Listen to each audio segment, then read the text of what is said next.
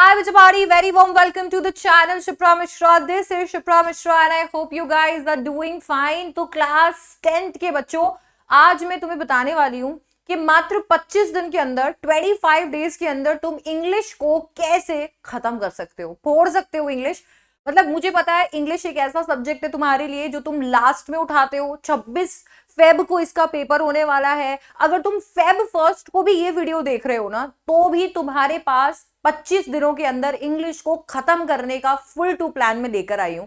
तो 25 days and you are going to complete English. ठीक है, लेट मी टेल यू कि ये वीडियो तुम्हें लास्ट तक जरूर देखना है और डिस्क्रिप्शन में आज जो मैं तुम्हें प्लान देने वाली हूं उसका प्रिंटेबल फॉर्म भी दिया हुआ है मैंने। तो तुम्हें अब टाइम वेस्ट नहीं करना है प्रोक्रास्टिनेट करके, टाइम टेबल बना के, चेकलिस्ट बना के, बिकॉज मैंने ऑलरेडी चेकलिस्ट बना ली है। प्रिंट करो उसको, टिक करो और पढ़ते जाओ। ठीक है, सो ये तुम्हें याद रखना है। अब चलते हैं वीडियो पे और देख लेते हैं कि 25 दिन में हम कैसे लिटरेचर, ग्रामर, राइटिंग, रीडिंग सबको बैलेंस करके इंग्लिश को खत्म करने वाले हैं। यार देखो, हमारा सबसे पहला, आपको तो पता ही है, चैप्टर से शुरू करते हैं क्योंकि इंग्लिश का श्री गणेश अगर लिटरेचर से नहीं हो तो मजा नहीं आता है। ठीक है, अ लेटर टू गॉड से शुरू करेंगे, साथ में एक पोएम उठाएंगे डस्ट ऑफ स्नो डे 1 पे, डे 2 पे ट्रायम्फ ऑफ सर्जरी दूसरी बुक उठाएंगे और उसके साथ में इंटीग्रेटेड ग्रामर के कुछ क्वेश्चंस लगाएंगे।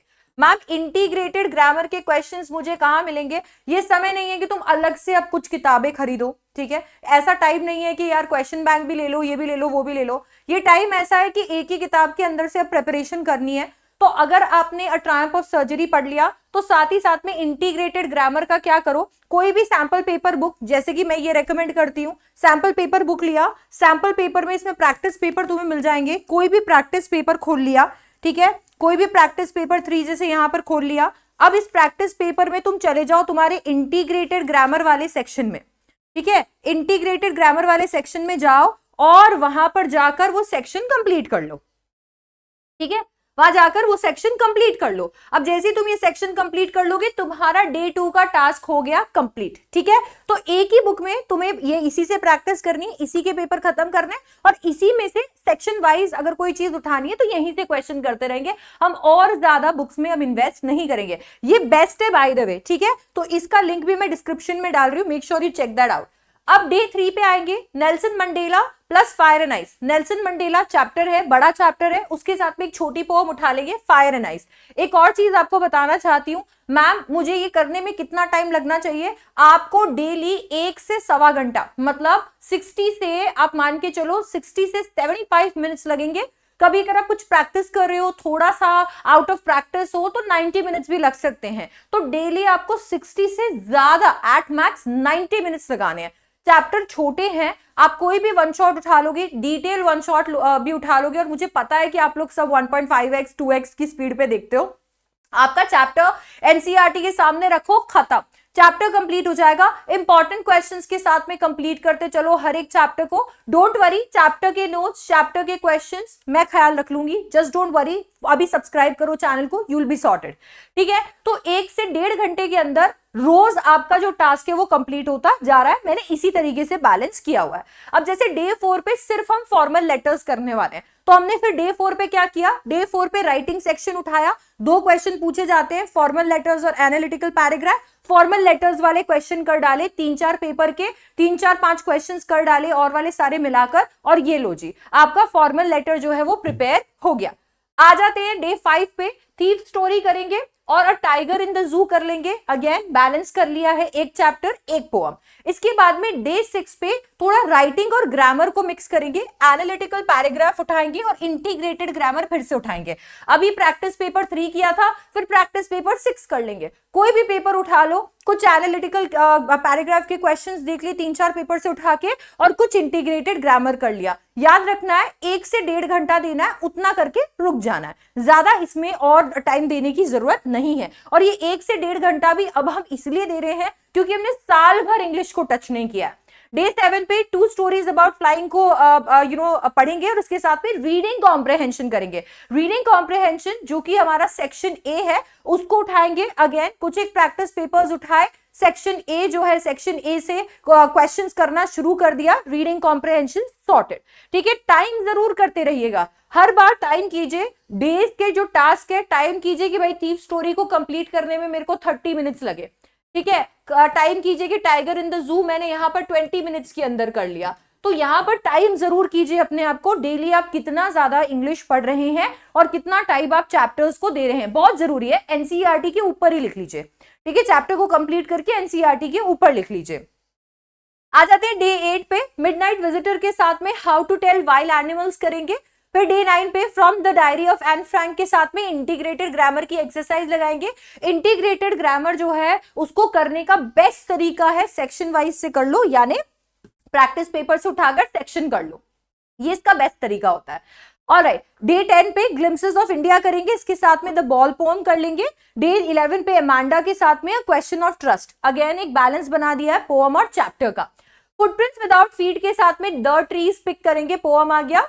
इसके बाद में डे 13 पे मिचबिल द ऑटर के साथ में फॉर्मल लेटर्स की थोड़ी प्रैक्टिस करेंगे, क्योंकि हम लोगों को राइटिंग भी बीच में करते रहना है, राइटिंग छूटनी नहीं चाहिए, नहीं तो फॉर्मल लेटर्स और एनालिटिकल पैराग्राफ में लास्ट में जाकर प्रॉब्लम आएगी और स्थिति वो हो जाएगी कि बस अब मैं फॉर्मेट देकर चला जाता हूं, बाकी सब भगवान भरोसे, वो हमें बिल्कुल भी नहीं करना है। इसीलिए डे 14 पर एनालिटिकल पैराग्राफ के साथ में फिर से इंटीग्रेटेड ग्रामर को मिक्स करेंगे, ताकि राइटिंग और ग्रामर को भी फुल हम लोग अटेंशन दे सकें जितना हम लिटरेचर को दे रहे हैं।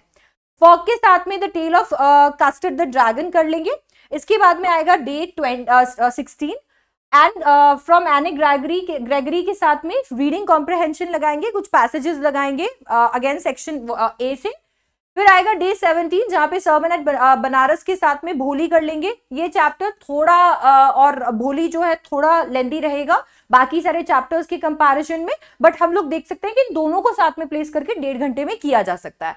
मेकिंग ऑफ साइंटिस्ट थोड़ा दिमाग खपा हुआ है, तो इसीलिए इसके साथ में दूसरा चैप्टर नहीं दिया है, एक ऐसा कॉन्सेप्ट दे दिया है जो आप करते आ रहे हो, फॉर्मल लेटर्स। ठीक है, तो फॉर्मल लेटर्स के कुछ क्वेश्चन यहां पर भी आपने लगा दिए। कितने क्वेश्चन लगाने हैं मैम, डिपेंड्स आपके पास कितना टाइम बचा है। अगर द मेकिंग ऑफ साइंटिस्ट के अंदर 1 घंटा लग गया तो आधे घंटे में फॉर्मल लेटर्स के 3 क्वेश्चन हो रहे हैं, 2 क्वेश्चन हो रहे हैं, उतने कर लो। फिर आते हैं हम डे 19 पे द नेकलेस के साथ में। द नेकलेस बड़ा चैप्टर है, तो इसके साथ में इंटीग्रेटेड ग्रामर की एक्सरसाइज लगाएंगे। द नेकलेस को 1 घंटा लग जाए तो इंटीग्रेटेड ग्रामर को आधे घंटे के अंदर कर लेना है। फिर आ जाते हैं हम लोग यहाँ पर डे 20 पे, जहां पर हम करेंगे the book that saved the earth. ठीक है, ये इतना ज्यादा बड़ा और इतना ज्यादा दिमाग खपाऊ चैप्टर नहीं है, तो इसके साथ में एनालिटिकल पैराग्राफ्स, जो कि एक्चुअली एक दिमाग खपाऊ राइटिंग सेक्शन का पार्ट है, इसको हमने जोड़ दिया। द प्रपोजल जो कि प्ले है, बड़ा है, इसके साथ में रीडिंग कॉम्प्रिहेंशन जोड़ा है, क्योंकि इसके अंदर 1 से सवा घंटा लग सकता है। तो अगर आपको 60 से 75 मिनट्स यहाँ लग जाते हैं तो बेयरली 15 to 20 मिनट्स आप रीडिंग कॉम्प्रिहेंशन में लगा दीजिए, दैट्स इट। जब आप यहां तक आ जाते हैं तो आपका लिटरेचर भी कंप्लीट हो जाता है, राइटिंग सेक्शन कंप्लीट हो जाता है, 3 से 4 बार आप इंटीग्रेटेड ग्रामर के क्वेश्चंस कर लेते हैं, इसके साथ साथ में आपका लिटरेचर भी पूरी तरीके से कंप्लीट हो जाता है, बेसिकली सारे सेक्शंस कवर हो जाते हैं। जब हम यहां आ गए हैं तो अब हम लोगों को, हमने एक एक सेक्शन को जिसको इंडिविजुअली यहां पर प्रैक्टिस किया है, अब हमें क्या करना है, उसे एज अ होल प्रैक्टिस करना है। तो अब हमारी किताब जो है वापस से हमें सेव करने आ जाएगी, जहां पर हम प्रैक्टिस पेपर्स लगाने वाले हैं। हमने पहला प्रैक्टिस पेपर लगाया, टाइम बाउंड लगाएंगे, किताब खोलेंगे, वही वाले प्रैक्टिस पेपर्स करेंगे जिनको हमने पहले टच नहीं किया है। ठीक है, एक ही बुक से सारा काम करना है, तो वो वाले प्रैक्टिस पेपर्स खोल लेंगे जिन्हें हमने पहले टच नहीं किया है, और उन प्रैक्टिस पेपर को 3 घंटे के लिए स्टॉप वॉच पे लगा देंगे कि ठीक है अब 3 घंटे जो है मैंने क्या करना है, मेरा ये सैंपल पेपर बैठकर कंप्लीट करना है। एग्जैक्टली उसी माहौल में जिस माहौल में आपको यहाँ पे मतलब कोई भी तरीके का डिस्ट्रैक्शन नहीं है, वैसा फीलिंग आ रहा है जैसे एग्जाम में आता है। कोई भी उठ के जाकर पानी लेना नहीं है, लू ब्रेक्स भी नहीं लेने। एग्जाम में आपको ये कोशिश करनी है कि आप जितना टाइम कम वेस्ट करो उतना अच्छा है, तो अपने आप को उसके लिए ट्रेन करो। अब बच्चों, एक कमाल की टिप जो मैं आपको यहाँ देना चाहूंगी वो ये है कि जब तुम सैंपल पेपर सॉल्व कर रहे हो, इंग्लिश के ही नहीं किसी भी सब्जेक्ट के, तो सैंपल पेपर को सुबह 10:30 बजे से लेकर सॉल्व करो, सुबह 10:30 बजे। ठीक है, मैं इसको और कम कर देती हूँ, एक ऐसा टाइम आपके लिए बना दे रही हूँ जो आपको बहुत मदद करेगा। आप इसे 10 बजे से लेकर सॉल्व करो। ठीक है, तो 10 AM ऑनवर्ड्स आपको इसको सॉल्व करना है। ऐसा इसके लिए है क्योंकि 10 बजे से लेकर लगभग 2 बजे तक, 10 बजे से लेकर लगभग 2 बजे तक आपको अपने दिमाग को सबसे ज्यादा एक्टिव रखना है। आप ये भी मान सकते हो कि 9 बजे से लेकर 2 बजे तक अपने दिमाग को आपको सबसे ज्यादा एक्टिव रखना है। तो वो बच्चे जिनको दिन में सोने की आदत है, खाना खाने की आदत है इसी ड्यूरेशन के अंदर, या बहुत ही आलस फील करते हैं, उन बच्चों को अब अपने आप को ट्रेन करना पड़ेगा 10 से 2 के बीच में सबसे ज्यादा एक्टिव रहने के लिए, क्योंकि आपका एग्जाम 10 बजे से ही लगता है, इसी टाइम पीरियड में, इसी ड्यूरेशन में लगता है। तो हमें अपने दिमाग को सबसे ज्यादा तंदुरुस्त इसी टाइम पर रखना है। तो सैंपल पेपर 1 लगाया, इसी ड्यूरेशन में कोई भी 3 घंटा पकड़ लिया और आपने सैंपल पेपर 1 कर लिया, टाइम बाउंड करना है। उसके बाद में आप घर में किसी को भी दे सकते हो अपना ये जो आपका बुक है, बुक के साथ में अपना आंसर शीट दे सकते हो चेक करने के लिए, एंड देन उसके बाद में इसको भूल जाओ, बाकी सारे सब्जेक्ट्स करो। डे 23 पे भी सैंपल पेपर 2 लगाना है इसी तरीके से, फिर सैंपल पेपर 3 और सैंपल पेपर 4, 4 सैंपल पेपर आप लोगों ने यहां पर लगा लेने हैं। 25 दिन के अंदर आपका सिलेबस इस तरीके से कंप्लीट हो जाएगा। 1.5 घंटा देना है जब आप सेक्शन वाइज पढ़ रहे हो, सैंपल पेपर कर रहे हो तब आपको 3 घंटा देना है और आपका सिलेबस हो जाएगा पूरी तरीके से कंप्लीट। अब बात कर लेते हैं कि मैम क्या सैंपल पेपर मेरे को 4 ही लगाने?